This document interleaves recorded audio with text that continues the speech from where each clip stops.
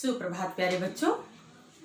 हिंदी विषय के अंतर्गत आज हम पाठ 4 कविता सरिता पढ़ेंगे। सरिता यानी नदी, जिसके रचयिता हैं, लिखने वाले हैं कवि गोपाल सिंह नेपाली। नदी बहुत सारा सब लोगों ने नदी तो देखा ही होगा, किस तरह झरझर करते हुए बिल्कुल निरंतर लगातार चलते हुए नदी बहती रहती। कल कल कल कल की आवाज़, कहीं धीरे कहीं तेज, ऊपर पर्वत शिखरों से निकल कर नीचे मैदानी भागों में कहीं तेज धारा के साथ कहीं पतली धारा के साथ कल कल करती है, निरंतर लगातार जो नदी है बहती चली जाती है।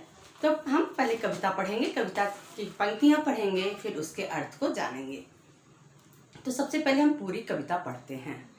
यह लघु सरिता का बहता जल, कितना शीतल कितना निर्मल, हिम गिर के हिम से निकल निकल, यह विमल दूध सा हिम का जल। कर कर निनाद कल कल छल छल, तन का चंचल मन का विह्वल, यह लघु सरिता का बहता जल।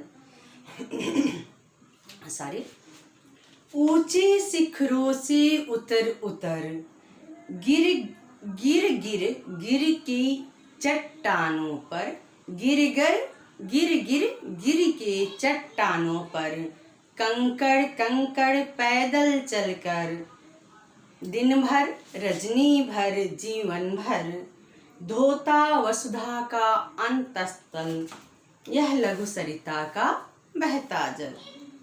हिम के पत्थर वे पिघल पिघल, बन गए धरा का वारी विमल, सुख पाता जिससे पथिक विकल, पी पी कर अंजलि भर मृदु जल, नित जल कर भी कितना शीतल, यह लघु सरिता का बहता जल। कितना कोमल कितना वत्सल, रे जननी का वह अंतस्थल, जिसका यह शीतल करुणा जल, बहता रहता युग युग अविरल, गंगा यमुना सरयू निर्मल, यह लघु सरिता का बहता जल। तो कविता का हम वाचन करते हैं। पहले प्रथम पंक्तियां पढ़ते हैं, उसके बाद उसके अर्थ को समझते हैं। यह लघु सरिता का बहता जल। लघु मतलब छोटा, सरिता मतलब नदी।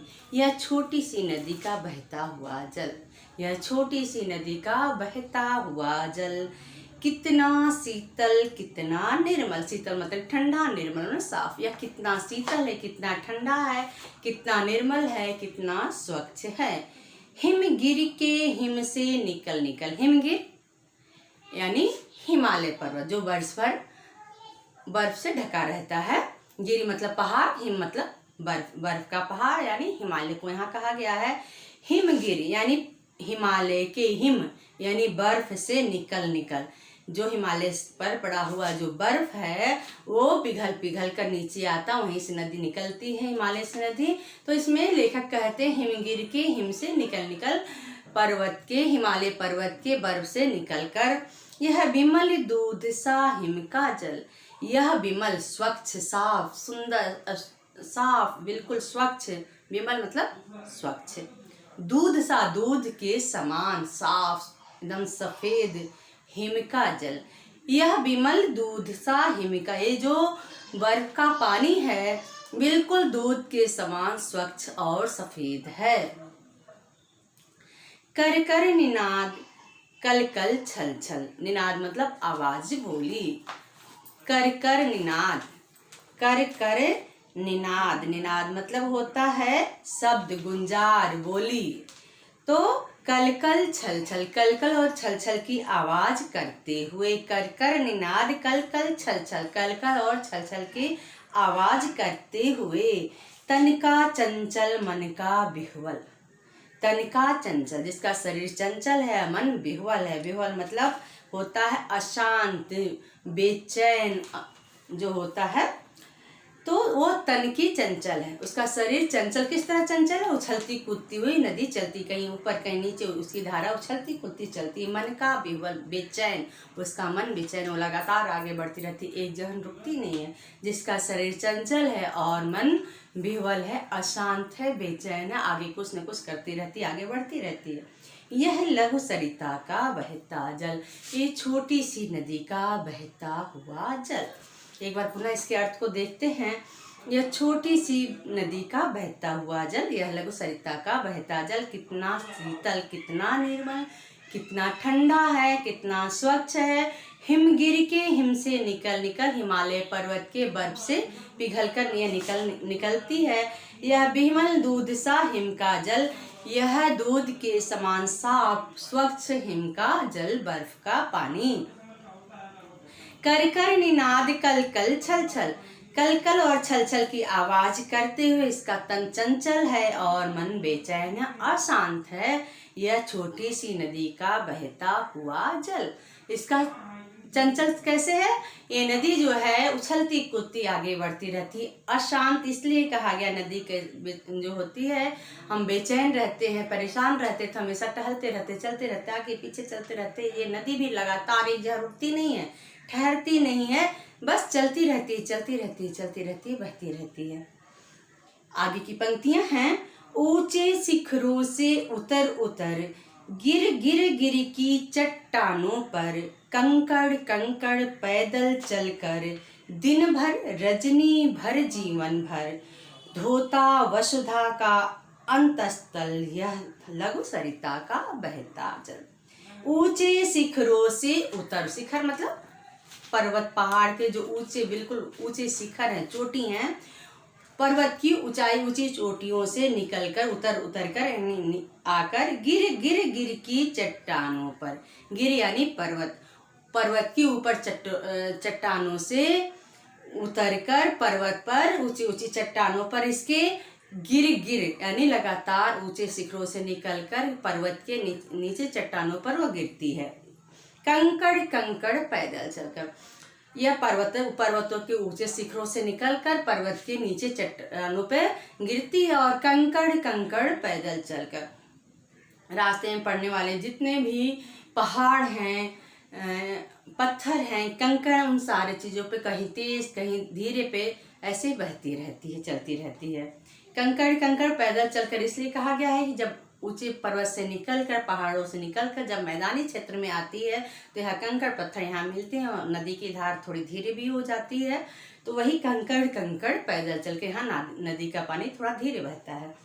धोता वसुधा का अंतस्थल, मैदानी इलाकों में आकर धरती पर आती है और धरती को हरा भरा कर देती है। इस तरह यह वसुधा यानी धरती के हृदय, अंतस्थल यानी हृदय को, धरती के हृदय को धोता यानी पानी वहाँ नीचे आता है, जो सूखी धरती रहती है उसका हृदय जुड़ा देता है, ठंडा देता है, उसको धो देता है, उससे भर जाता है और धरती को हरा भरा कर देता है। धरती के अंतस्थल को ये धोता हुआ, यह छोटी सी नदी का बहता हुआ जल, ये छोटी सी नदी का बहता हुआ जल। एक बार और इन पंक्तियों का अर्थ देख लेते हैं। शिखरों, पर्वत के ऊंची चोटियों से निकलकर यह पत्थरों पर, जो पर्वत गिर यानी पहाड़ के चट्टानों पर, पत्थरों पर गिरकर, कंकड़ कंकड़ पैदल चलकर, नीचे मैदानी क्षेत्रों में आकर धीरे धीरे चलती हुई, दिन भर, ये पूरे दिन चलती है, रजनी भर, रात भर चलती है, जीवन भर, लगातार जीवन भर चलती रहती है। ये पर्वत के ऊंचे शिखरों से उतरकर, पर्वत की चट्टानों पर गिरकर, धीरे धीरे मैदानी इलाकों में आकर यह पैदल चलकर, कंकड़ कंकड़ पैदल चलकर, धीरे धीरे पैदल चलकर यह कैसे चलती है? दिन भर चलती रहती है, रात भर चलती रहती है और पूरी जीवन अपनी चलती ही रहती है। और क्या करती है? ये वसुधा यानी धरती के अंतस्थल को धोती है। किस प्रकार धोती है? यह धरती पर आती है, प्यासी धरती को पानी देती है। इसका धरती जो है पे नमी बनता है, धरती पे चारों तरफ पानी होता है, जिससे धरती हरियाली हो जाती, चारों तरफ हरे भरे हो जाती है। यहाँ रहने वाले लोग इससे पीकर संतुष्ट हो जाते हैं, धरती पे जो रहने वाले लोग हैं, और पेड़ पौधा हरा भरा हो जाता है और भी लोगों की जितनी भी जरूरत की चीजें होती हैं पानी से पूरा होता है। धरती को संतुष्ट करती है, इस धरती को, हृदय को जुड़ाती है। यह लघु सरिता का बहता हुआ जल, ये छोटी सी नदी का बहता हुआ जल। आगे की पंक्तियां हैं, हिम के पत्थर वे पिघल पिघल बन गए, धरा का वारी विमल, सुख पाता जिससे पथिक विकल, पीकर अंजलि भर मृदु जल, नित जल कर भी कितना शीतल, नित जल कर भी कितना शीतल, यह लघु सरिता का बहता हो जल, यह लघु सरिता का बहता जल। हिम के पत्थर वे पिघल पिघल, जो बड़े बड़े हिम के पहाड़ है, पर्वत है, वह पिघल कर बन गए धरा का वारी विमल, जो हिम है पर्वत के, बर्फ के पर्वत हैं, वह पिघल कर धरती पर आकर स्वच्छ पानी, विमल यानी साफ, वारी मतलब जल, धरती पे आके साफ पानी बन गए हैं। जो ऊंचे ऊंचे हिम के पहाड़ हैं, पर्वत हैं, वह पिघलकर इस धरती पर आकर धरा पर साफ स्वच्छ जल बन गए हैं। सुख पाता जिससे पथिक विकल, उसको पीकर जो विकल यानी बेचैन, प्यासा, पथिक यानी राही है, जिसको पीकर वो सुख पाता है, संतुष्ट होता है, अपने प्यास को बुझाता है। पी पी कर अंजलि भर मृदु जल, वह अपने अंजलि के अपने हाथों से अंजलि भर मीठा जल पीकर वो क्या करता है, सुख, जो पथिक है, प्यासा पथिक है, वह उससे अपनी प्यास बुझाता। पी कर अंजलि भर मृदु जल, अंजलि भर यानी अंजलि भर, अपने हाथ से ऐसे हाथ से जो उठा के पानी पिया जाता, अंजलि इसको बोलते हैं। अंजलि भर जल पीकर, मीठा जल पीकर, साफ शुद्ध जल पीकर, जो राह में चलता हुआ पथिक, प्यासा पथिक है, वह उसको पीकर अपना प्यास बुझाता है, उससे सुख पाता है। नित, नित मतलब सदा, हमेशा, रोज, जल कर भी कितना शीतल, यह लघु सरिता का बहता जल, नित जल कर भी कितना शीतल। ऊपर से हिम का जल कैसे पिघल के आता है, जब उस पर सूर्य की गर्मी पड़ती है, धरती पर जो पानी होता है सूर्य की गर्मी से वो क्या होता है, उष्मा बन जाता है, भाप बन जाता है, जलता रहता है, तो वह हर रोज, नित मतलब हमेशा, नित मतलब रोज, वह हर रोज जलकर भी, जो पानी जो होता है गर्म हो जाता है सूर्य की गर्मी से, रोज वो जलता है, फिर भी वो कितना शीतल है, कितना ठंडा है। वह रोज, वो खुद तो जलता है लेकिन दूसरों के लिए वो ठंडा पानी देता है। वह हर रोज जलता है, फिर भी वह दूसरों को ठंडा पानी देता है, फिर भी वह कितना ठंडा है। ये छोटी सी नदी का बहता हुआ जल।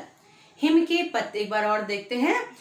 हिम यानी बर्फ के पत्थर जो है पिघल पिघल कर जब धरती पर आते हैं तो यहाँ शुद्ध साफ जल बन जाते हैं, स्वच्छ जल बन जाते हैं, और जिसे अंजलि भर पीकर राह में चलता हुआ राही पथिक जो है पीकर अपनी प्यास बुझाता है, इसको सुख पाता है, संतुष्ट होता है। यह नदी का बहता हुआ जल रोज जलकर भी, प्रतिदिन जलकर भी वह कितना शीतल है, कितना ठंडा है, ये छोटी सी नदी का बहता हुआ जल। कितना कोमल कितना वत्सल रे जननी का अंतस्थल, जिसका यह शीतल करुणा जल बहता रहता युग युग अविरल। गंगा यमुना सरयू निर्मल, यह लघु सरिता का बहता जल। कितना कोमल कितना वत्सल रे जननी का अंतस्थल, जननी यानी माता का, जो माँ होती है उसका हृदय, अंतस्थल हृदय कितना कोमल होता है, कितना प्यार से भरा हुआ होता है। कितना कोमल कितना वत्सल रे जननी का अंतस्थल, जो हम माता होती है उसका हृदय कितना कोमल होता है और कितना प्यार से भरा होता है। धरती भी हमारी माँ ही होती है। जिसका यह शीतल करुणा जल बहता रहता युग युग अविरल। धरती हमारी माँ ही होती है, उस धरती पर रहने जो नदी होती है उसका ये पानी जो होता है कितना शीतल है, कितना करुणा जल, कितना दया हुआ भरा हुआ है। करुणा जल कैसे है, कैसे दयालु जल है, यह दूसरों के लिए लगातार, ये आगे की पंक्तियां लिखी गई है ना, नित जल कर भी कितना से, हमेशा जलता है लेकिन इसका पानी हमेशा ठंडा रहता है। ये दूसरों को की प्यास बुझाता है, धरती को उपजाऊ बनाता है, दूसरों के हित के लिए सदा हमेशा बहता रहता है। तो जो माँ है, जो धरती माँ है, उसका जो हृदय है कितना कोमल है, कितना प्यार से भरा हुआ है। और इसका जो दया से भरा हुआ जल है, शीतल ठंडा जल है, बहता रहता युग युग अविरल। अविरल मतलब लगातार बिना रुके, ये लगातार बिना रुके युगों युगों तक, सालों सालों तक, वर्षों वर्षों तक, सदियों तक, कई युगों तक लगातार बहता ही रहता है, रुकता नहीं है। गंगा यमुना सरयू निर्मल, नदियों को भी हम अपनी माँ ही बोलते हैं, गंगा माँ ऐसा बोलते हैं ना। तो गंगा यमुना सरयू निर्मल, यह लघु सरिता का बहता। गंगा यमुना जो सरयू नदियां हैं कितनी स्वच्छ और साफ हैं, इनका लगातार बहता हुआ जल जो है, छोटी सी नदी का बहता हुआ जल, ये लगातार बहता हुआ गंगा यमुना सरयू नदियों का साफ और शीतल जल। कितना कोमल कितना वत्सल, जो माँ का हृदय होता है कितना कोमल होता है, कितना मुलायम होता है, कितना प्यार से भरा होता है। इसी तरह धरती का भी जो है हृदय कोमल मुलायम और प्यार से भरा हुआ है। जिसका यह शीतल करुणा, जैसे धरती का दया से भरा हुआ जो पानी है, जो दूसरों के हित के लिए दूसरों पर कृपा करने वाला है, दूसरों की प्यास बुझाने वाला, जिसका यह जल है, बहता रहता युगो युग, ये सालों सालों तक, युगो युगों तक लगातार बिना रुके बहता रहता है। गंगा यमुना सरयू का जो साफ सुंदर स्वच्छ पानी हो, लगातार युगो युगों तक बहता रहता है, यह छोटी सी नदी का बहता हुआ जल। इस तरह हमने पाठ में आए जितने कविता का अर्थ समझा। इन पंक्तियों का आप पढ़िएगा, कविता अपनी कॉपी में लिखिएगा, चित्र भी बनाइएगा, इसके अर्थ को समझिएगा। प्रश्न उत्तर आपको लिख के दे दिया जाएगा, उसको अपनी उत्तर पुस्तिका में लिखिएगा, याद करिएगा। धन्यवाद।